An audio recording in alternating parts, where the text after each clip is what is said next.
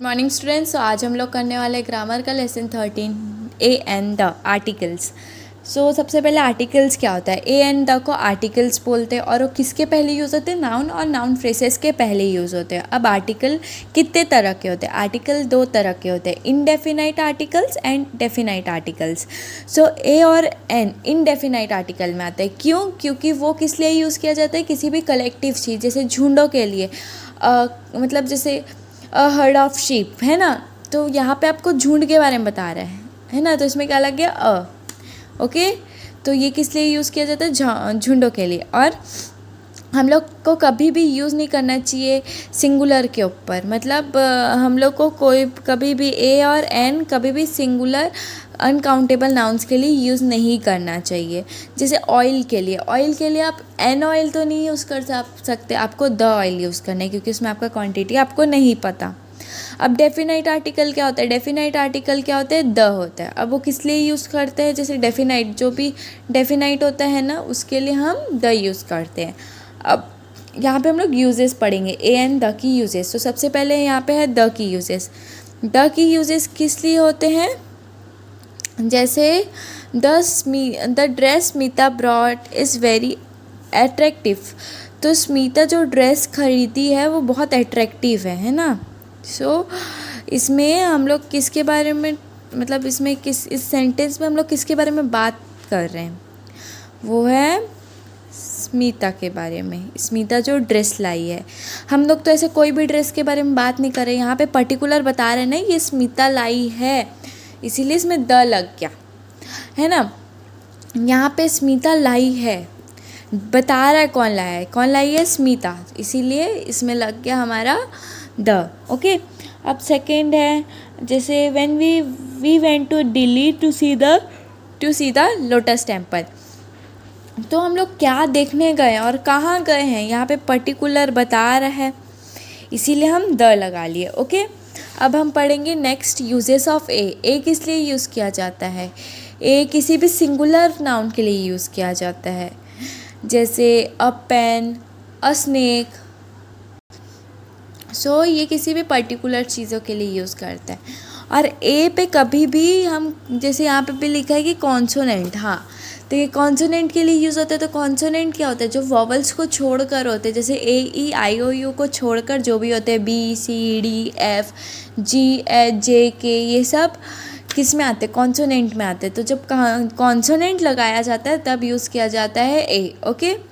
Then next हम लोग पढ़ेंगे एन के यूजेस। एन के यूजेस किस लिए किए जाते हैं, उसमें कभी भी वॉवल साउंड किया जाता है। ऐसा नहीं कि वॉवल साउंड ना करे फिर भी, जैसे अगर आप HOUR है ना, वेट ना, अब मैं आपको यहाँ पे एक एग्जांपल देती हूँ। इसमें क्या लगेगा, ए लगेगा कि एन लगेगा, आप लोग बोलोगे यहाँ पे ए लगेगा, नहीं, बट यहाँ पे आर्स में एन लगता है। क्यों?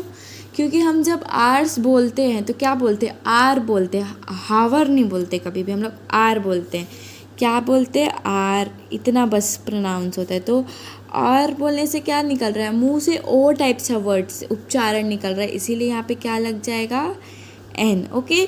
इसमें आपको प्रोनाउंसिएशन बोल कर भी देखना है, एग, ए है ना, यहाँ पे हमारा प्रोनाउंसिएशन निकल रहा है आर में, OUR ही आ रहा है ना, ऐसे हावर तो नहीं बोलते हम लोग, आर बोलते हैं, है ना, इसीलिए। यहाँ पे मैंने बता दिए एन के यूजेस। अब मैं कुछ बातें बताती हूँ, जैसे द पे हम कभी भी यूज़ करते हैं ना, तो ये किसी भी फेमस चीज़ों पर, जैसे the Taj Mahal, the lotus temple, the Qutub Minar, मतलब जो एक ही चीज़ हो, जैसे द वरुण धवन, ये सब क्या, एक पर्सन, मतलब एक सिंगल पर्सन है उसके, मतलब जैसे द एक्टर, किसी भी फेमस जनों का नाम लो तो द लगाओगे, क्योंकि आप मतलब वो सिर्फ यहाँ पे जंतर मंतर, द जंतर मंतर, क्यों, जंतर मंतर एक ही है। ओके। यहाँ पे हमारा चैप्टर फिनिश होता है। अब हम करेंगे बैक एक्सरसाइज। बैक एक्सरसाइज के पहले हम लोग फैक्ट्स भी पढ़ लेते हैं कुछ। तो फैक्ट्स में एन क्या करता है, मतलब एन क्या दिखाता है हमें, इनडेफिनाइट रेफरेंसेस दिखाते हैं नाउन के थ्रू, जो हमें फॉलो करना पड़ता है। और एन किसके पहले यूज़ होता है, कोई भी काउंटेबल सिंगुलर नाउन के, जो वॉवल्स वर्ड से या साउंड से होते हैं। ओके। अब हम करते back exercise. Here is a list of 10 common noun, 5 of them are countable and 5 are uncountable. Write each noun on its column. Countable man, pear, wife, hill, table. और uncountable में क्या हो सकता है, जैसे आप गिन नहीं सकते, tea, milk, oil, gold, wheat, आप इसे कभी काउंट नहीं कर सकते। अब write a an on each blank, तो a glass of milk, a mischievous boy, an honest man, a fightless bird, an outdoor game, an undefinite flying object, a red apple, a 1 rupee note, a useful machine, an indoor game. अब करेंगे fill the suitable articles in the following sentences. Firoz is an honest boy. यहाँ पे H दिख रहा है आपको, honest, honest नहीं होता, वो ऑनेस्ट होता है, ओ एन, मतलब यहाँ पे आपको बोलने से क्या लग रहा है, ऑनेस्ट, ऑनेस्ट हो रहा है, हॉनेस्ट नहीं बोलते, तो यहाँ पे ऑनेस्ट सुनाई दे रहा है करके हम एन लगा दिए। ही kept a knife in the iron box. Vimy saw a little snake in pond. Now I don't need an umbrella. Copper is a useful metal. The Japanese work hard. The first page has picture of a unicorn and an owl. The lion is the king of the animals. The moon shines in the sky. Mala borrowed a book from Priya. The book was written by the Premchand. Okay. Change the noun and pronoun in each sentence to their singular form and then use a or an in them. तो यहाँ पे आपको दिख रहा है कि यहाँ पे आपको इसको क्या करना है, प्रोनाउंस लगाकर उसमें हमको मतलब करना है सिंगुलर फॉर्म में। तो eyes are very sensitive organs, an eye is a very sensitive, मतलब इसको एक से ज़्यादा से एक कर देना है, मतलब जैसे एक, जैसे यहाँ पे आपको आइज़ दिया, यहाँ पे आइज़ की बात की जा रही है और यहाँ पे हमारा आई आ गया, तो an eye is a very sensitive organ.